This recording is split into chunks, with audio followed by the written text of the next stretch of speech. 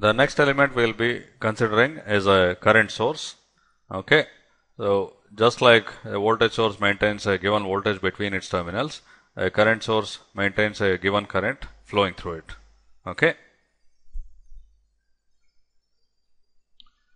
this is the symbol for a current source.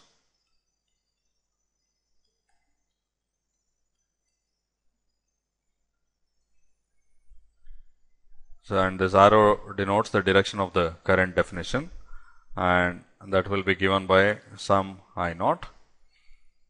Okay, so since the current is flowing this way, by passive sign convention, we define the voltage V across it to be that way. Okay, so what does a current source do? It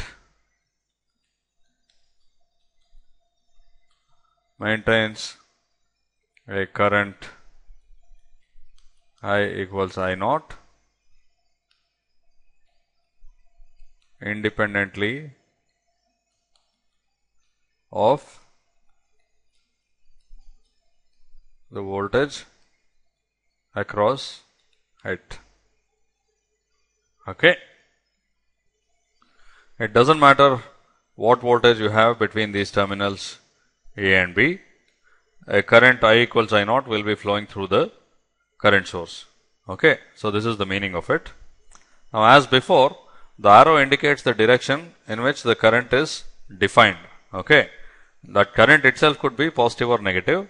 So, if I naught happens to be 2 amperes, what it means is that 2 amperes flows from A to B through the current source. Okay, and if I naught is minus 3 amperes, what it means is minus 3 amperes flows from A to B. It's A to B because the arrow inside is drawn from A to B in this case, which is the same as saying 3 amperes flows from B to A. Okay, so all that a current source does is to maintain a flow of current regardless of what voltage is across it. Okay. Now, as with the voltage source, we depict the characteristic of a current source graphically. So, let's take a current source of value 3 amperes, and the voltage is defined in this direction according to passive sign convention. This is I, that is V.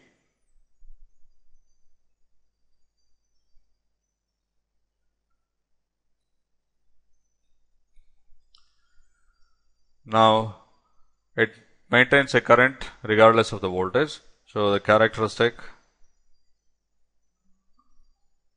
is a horizontal line when drawn on the IV plane. Okay, so it maintains 3 amperes regardless of what voltage is across it. And similarly, if in another case this happened to be minus 2 amperes, it will be a horizontal line, but below the x-axis where this is minus 2 amperes. Okay, so that's what a current source does.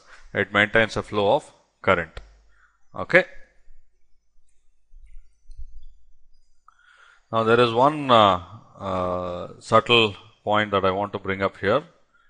Okay, technically it's not correct to draw a current source like this without anything connected to it, because let's say I take I equals 3 amperes, and if I take this particular node, there is nothing else connected to it, and we know that all the currents flowing into a node should obey Kirchhoff's current law.